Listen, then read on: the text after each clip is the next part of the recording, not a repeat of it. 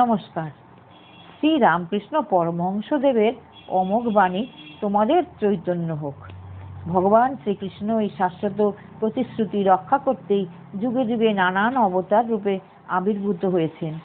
এই কলিযুগেও ভক্তি ও প্রেমের মূর্ত বিগ্রহ হয়ে আবির্ভূত হয়েছেন প্রথমে শ্রী চৈতন্যদেব এবং পরে শ্রী রামকৃষ্ণ পরমহংসদেব রূপে। ঊনবিংশ শতাব্দীর ভারতের ধর্মীয় ইতিহাসে এক অবিস্মরণীয় কাল। সেই সময় গড়ে উঠেছে ব্রহ্ম সমাজ, আর্য সমাজ, প্রার্থনা সমাজ প্রভৃতি। জাতপাতের সমস্যা সমাজকে করে চলেছে জর্জরিত। পরাধীন ভারতের পাশ্চাত্যের প্রভাবে ভারত তার নিজস্ব সম্পদ আধ্যাত্মিকতাকে ভুলতে বসেছে। সর্বত্র এই ধর্মীয় সংকটে ভারতবাসী বিভ্রান্ত। এহেন সমাজ বাতাবরণে পরম পুরুষ শ্রী রামকৃষ্ণদেবের শুভ আবির্ভাব হয়েছিল।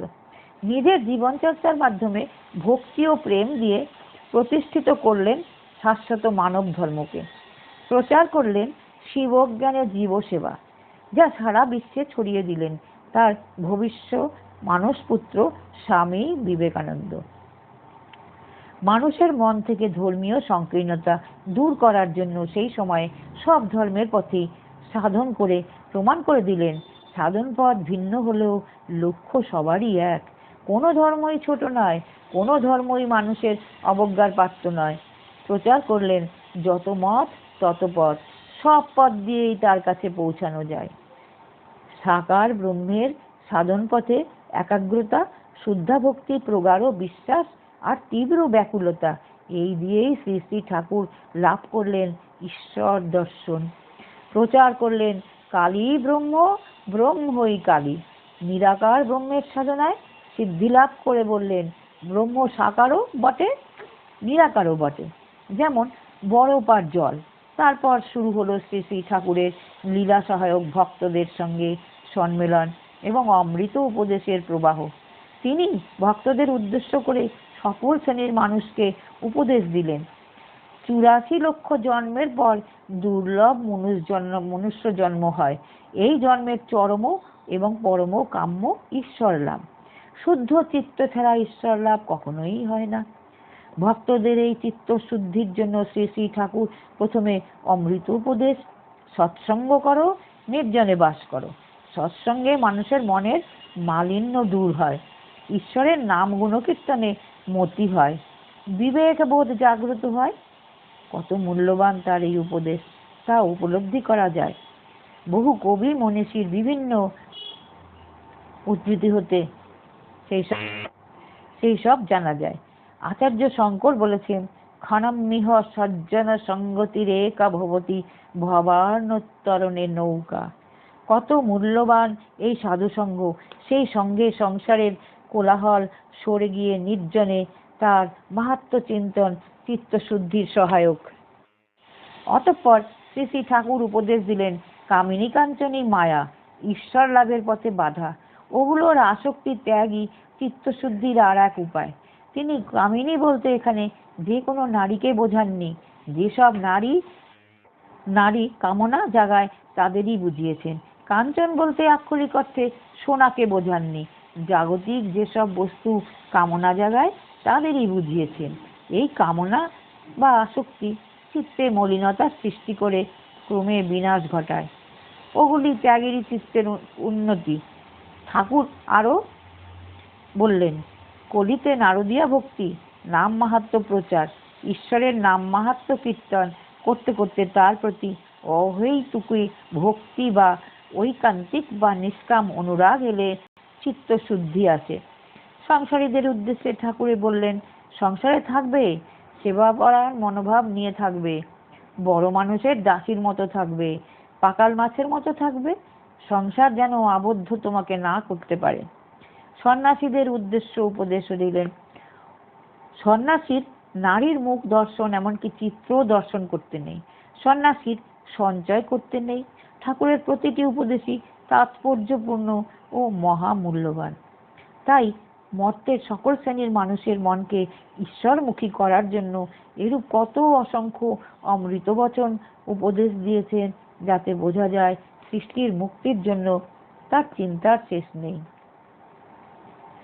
এভাবে ঠাকুরের জীবন চলতে চলতে ক্রমে উপস্থিত হলো সেই অবিস্মরণীয় মহালগ্নে। শ্রী শ্রী ঠাকুর বিশেষ অসুস্থ হওয়ায় নির্জন স্থান বলে কাশীপুর উদ্যান বাটিতে তাকে এনে রাখা হয়েছে। ভক্তরা ক্রমান্বয়ে তার সেবা করে চলেছেন। একদিন বিশেষ সুস্থ বোধ হওয়ায় তিনি বিকেল 3টের সময় উদ্যানে বেড়াবার উদ্দেশ্যে উপর থেকে নিচে নামলেন এবং উদ্যান পথে দক্ষিণ দিকের ফটক অভিমুখে ধীরে ধীরে এগিয়ে গেলেন। সেই সময় সেখানে উপস্থিত 30 জনেরও বেশি গৃহী ভক্ত সসম্ভ্রমে তাকে প্রণাম করে কিছু দূর থেকে তাকে অনুসরণ করতে লাগলেন। তিনি মাঝপথে উপস্থিত হলে পশ্চিমের গাছতলায় বসে থাকা গিরিশ, রাম, অতুল প্রমুখ কয়েকজন ঠাকুরকে দেখতে পেয়েই সেখান থেকে তাকে প্রণাম করে কাছে এলেন। হঠাৎ শ্রীঠার ঠাকুর গিরিশকে সম্বোধন করে বললেন, গিরিশ, তুমি যে সকলকে এত কথা বলে বেড়াও আমার সম্বন্ধে, তুমি কি দেখেছো আর বুঝেছো? গিরিশ তাতে বিন্দু মাত্র বিচলিত না হয়ে তার পদপ্রান্তে ভূমিতে জানু সংলগ্ন করে উপবিষ্ট হয়ে ঊর্ধ্বমুখে করজোড়ে গদগদস্বরে বলে উঠলেন, ব্যাস, বাল্মীকি যাহার ইয়ত্তা করিতে পারে নাই, আমি তাহার সম্বন্ধে অধিক কি আর বলিতে পারি? গিরিশের সরল বিশ্বাসে মুগ্ধ হয়ে তাকে উপলক্ষ করে উপস্থিত ভক্তগণকে বললেন, তোমাদের কি আর বলবো, আশীর্বাদ করি তোমাদের চৈতন্য হোক। ভগবানের এই আশীর্বাদ অমোঘ অব্যর্থ। তারই লীলায় এই আশীর্বাদ পেয়েছিলেন উপস্থিত গৃহী ভক্তরা, কারণ সেই বিশেষ মুহূর্তে কোনো সন্ন্যাসী ভক্ত সেই স্থানে উপস্থিত ছিলেন না। তারা তো সর্বত্যাগী, ঈশ্বর লাভে নির্দিষ্ট চিত্ত, নিষ্কাম, নিরাসক্ত। তাদের অন্তর তো চৈতন্যময়, অবতার পুরুষের সেবা ও সাধনায় নিবেদিত। এই জন্য হয়তো ভগবানের ইচ্ছাতেই গৃহী ভক্তদেরই সেই সময় উপস্থিত হয়েছিল। মহাভাগ্যবান তারা। গৃহীদের উদ্ধারের জন্য তার চিন্তার শেষ ছিল না। গৃহী ভক্ত বলতে বোঝায় গৃহী হয়েও ভক্ত, গৃহ বা সংসারে পঙ্কিল আবর্তের মধ্যে থেকেও জন্মান্তরের সংস্কার বশত কিছু সত্যগুণের প্রভাবে ঈশ্বরের ভক্ত হতে এবং তার সান্নিধ্য লাভ করতে পেরেছেন। এইসব ভক্ত সংসার বর্তে অতিক্রম করে ত্যাগ ও সাধনার মধ্য দিয়ে এগিয়ে গিয়ে নিজেদের অন্তরে যাতে চৈতন্য সত্তার উপলব্ধি করতে পারেন এবং ক্রমে জন্মান্তর থেকে মুক্তি লাভ করতে পারেন, তার জন্য ভক্তবৎসল ভগবানের এই আশীর্বাদ। শ্রী শ্রী ঠাকুরের এই আশীর্বাদ আপাত দৃষ্টিতে উপস্থিত কয়েকজন গৃহী ভক্তের প্রতি মনে হলেও মর্তবাসী সকল গৃহস্থ বা সংসারী মানুষের প্রতি এই আশীর্বাদ বর্ষিত হয়েছে। প্রকৃতি পুরুষের সহচর্যে মর্তভূমিতে প্রত্যেক মানুষকে তার জন্মান্তরে সংস্কার বশত সত্য, রজ, তম এই 3 গুণের অধিকারী করে সৃষ্টি করেছেন। এইসব মানুষ প্রকৃতির মায়াময় সংসার বর্তে পড়ে দিশেহারা হয়ে পড়ে। তারা কর্তব্য সত্য সত্য, মন্দা মন্দ নির্ণয় করতে পারেন না। ফলে প্রায় ক্ষেত্রেই তারা ভুল পথ আশ্রয় করে জন্মান্তরের শিকার হয়। প্রকৃতির মায়ারূপ জাগতিক ঐশ্বর্যে আকৃষ্ট হয়ে মানুষ আপন সত্তাকে ভুলে যায় সে কে, কোথা থেকে এসেছে, কি উদ্দেশ্যে এসেছে, আবার কোথায় তাকে ফিরে যেতে হবে। মানুষ যে অমৃতের সন্তান, সে যে অমৃতর কাছ থেকে এসেছে, সে যে অমৃত অর্থাৎ পরম পুরুষের মাহাত্ম্য কীর্তন করতে এসেছে, তাকে যে আবার তারই কাছে ফিরে যেতে হবে প্রবল মায়া শক্তির প্রভাবে, এইসব উত্তর মানুষ হারিয়ে ফেলে। মায়াময় জাগতিক ঐশ্বর্যকে অগ্রাহ্য করে অন্তরে ওই বোধগুলি জাগরণের জন্য ঠাকুরের এই অমোঘ আশীর্বাদ। যুগে যুগে ঈশ্বরের অবতার পুরুষেরা মর্তভূমিতে অবতরণ করেছেন সংসারাসক্ত মায়াচ্ছন্ন বদ্ধ মানুষের আপনজনকে চিনিয়ে দিয়ে মুক্তিপথের সন্ধান দিতে, যা অনুসরণ করে ক্রমে ক্রমে 3 গুণকে অতিক্রম করে তার সঙ্গে মিলিত হতে পারে। অবতারগণ নরদেহধারী হলেও নররূপী স্বয়ং ঈশ্বর এবং তাদের অমৃত বাণীগুলি শান্তির পথ ও মুক্তির পথের দিশারি। এই চেতনা লাভের জন্য শ্রী শ্রী ঠাকুরের সেদিন সেই অমোঘ আশীর্বাণী উচ্চারণ হয়েছিল, তোমাদের চৈতন্য লাভ হোক। পরমেশ্বর তার শ্রেষ্ঠ সৃষ্টি মানুষকে মর্তে পাঠিয়ে কিন্তু নিশ্চিন্ত হয়ে নেই, সৃষ্টি ফিরিয়ে নেবার জন্য দুহাত বাড়িয়ে আছেন। শ্রী শ্রী ঠাকুরের ভাষায়, তুই 2 পা এগিয়ে আয়, আমি তোকে 10 পা টেনে নেব। শুধু চাই তার শরণাগতি।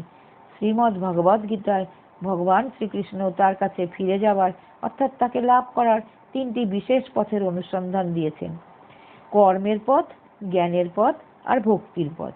ভগবান শ্রীকৃষ্ণ কর্মের পথ বা কর্মযোগের উপদেশে 3টি লক্ষণের ইঙ্গিত দিয়েছেন: ফলাকাঙ্ক্ষা বর্জন অর্থাৎ সিদ্ধি ও অসিদ্ধিতে সমত্ব বুদ্ধি, কর্তৃত্বাভিমান ত্যাগ অর্থাৎ আমিও কর্মের কর্তা এই অভিমান ত্যাগ, ঈশ্বরের সর্বকর্ম সমর্পক অর্থাৎ ঈশ্বরীয় কর্মজ্ঞানে কর্ম করা। কর্মযোগী এই 3টি উপায়কে অবলম্বন করে কর্ম সম্পাদন করতে পারলে তবে সে পরমেশ্বরে মিলিত হতে পারবে।